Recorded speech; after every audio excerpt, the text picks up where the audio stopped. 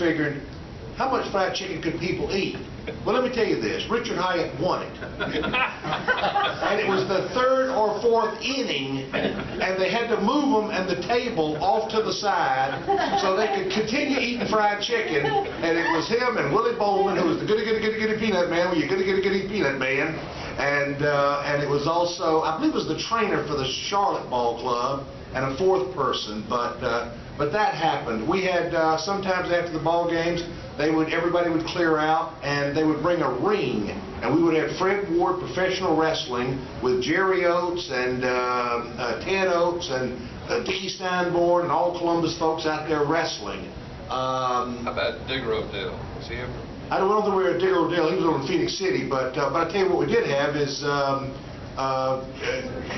Coker would bring in, we talked about it at dinner, Max Patkin, the Clown Prince of Baseball, and he would powder his face up and do a bunch of antics.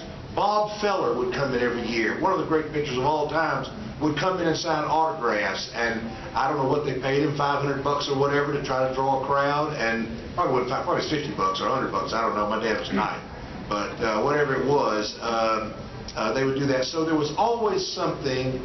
And of course, the same thing was happening in the major leagues in the early years for the Braves. Ted Turner once pushed a peanut around the entire infield with his nose.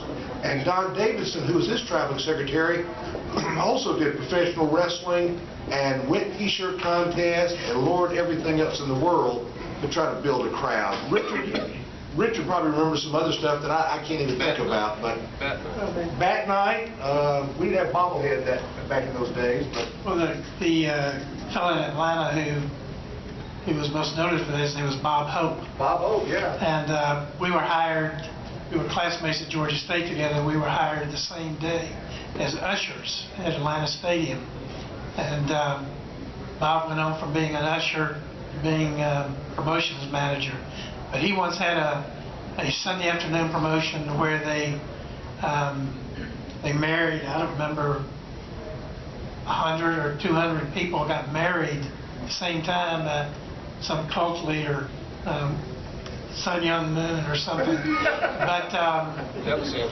But it was Jim Coger that you mentioned was really ahead of his time. Some of the local promotions that he did, because the club was written up in Sports Illustrated back in the 60s, and there was a picture in Sports Illustrated, and I thought Hart had it because I hadn't been able to find it, but he had a Batgirl who was 6'7", and I mean, that was, people at Sports Illustrated couldn't believe her, but and I remember, I don't know if you were there, but your dad was, when Jim Coger passed away many years later. He had gone, when I would go see him at Golden Park, I'd be drinking water, he'd be drinking vodka. And while he was with the ball club, his life changed from vodka to Jesus, was the way he put it. And at his funeral, he had started a mission here in town that was one of those giving organizations I've ever seen. But as his funeral ended and all of us were leaving, started hearing in the background the organist at McMullen Funeral Home was playing "Take Me Out to the Ball Game." And it was really something I've never forgotten. But we've been fortunate here, despite the fact that ball clubs have come and gone. We have been ahead of the curve many times. Coger being one, Steve Bryant, who bought the ball club from Dayton, Preston, I believe, and he renamed the club, had a contest. A reporter at the Ledger Inquirer, John Dagley, came up with the name Mudcats. John got free box seats, which was, I'm not sure the worth of that, but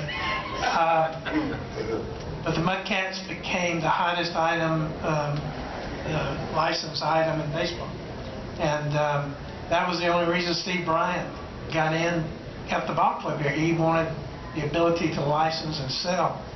And the Mudcats now have moved another time, but he's moved them always from here to the Carolinas so that he can keep the same general logo. But their concessions that year were phenomenal. Ball Club didn't do well, but the Mudcats concessions did.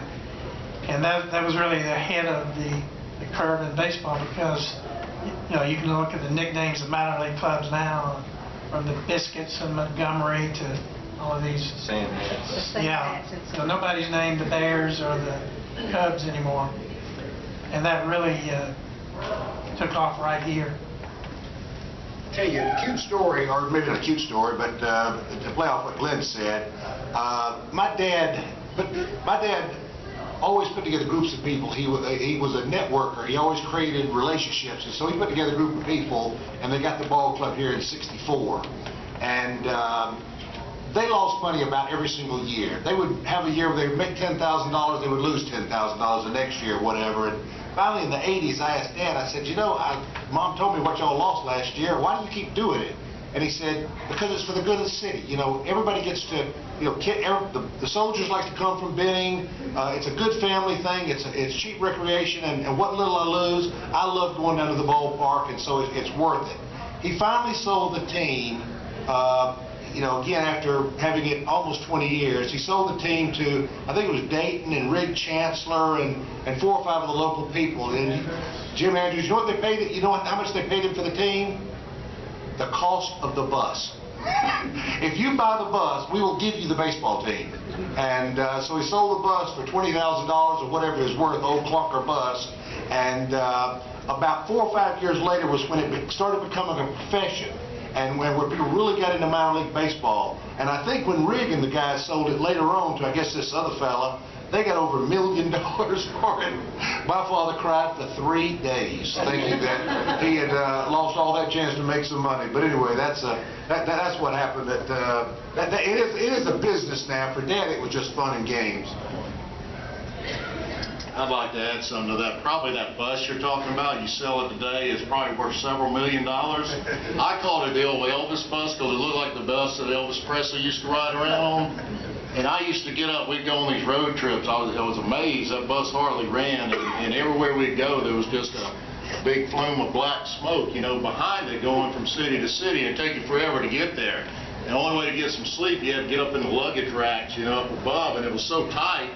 But that's the only way we could sleep because we knew it was going to take us 17 hours to get to Knoxville or somewhere like that. And that bus was amazing. I lived on that bus. But, you know, I've seen, they were talking about all the entertainment and the promotions and things like that. That's another thing. I mean, you could do a whole study on the promotions and all the events. And the entertainment at ballpark, I've seen it all. Let me tell you what, I've seen it all. I mean, I'm a Philly fanatic fan. I love that guy. He was the greatest. And there's a fanatic fan back there. He was the greatest. Ted, he was awesome. And then the San Diego the chicken. It turned into the chicken. It was the San Diego chicken, and he got so famous that he became the chicken. You know, and he went out on his own and started making a lot of money, but. You know, as a ball player, the season got so long that actually the promotions and all, we loved the promo. What are we going to see tonight, you know? And gosh, we'd have the Flying Elvises. I love the Flying Elvises. Y'all remember the Flying Elvises when the Flying Elvises came in? And Max Patkin. Do what? Morgana. Well, she was at the big league level when she got her own. She got her own publicity. She knew how to attract a crowd, but. Anyway, you know, one of them I'll tell you, a master, Bill Vick.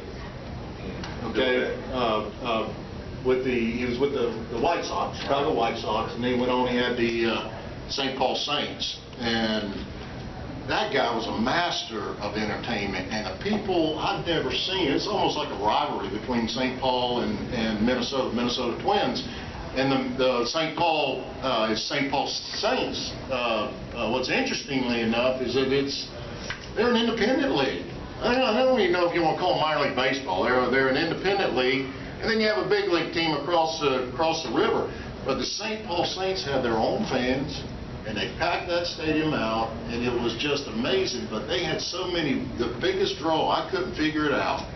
But the fans loved it, and you know, things like a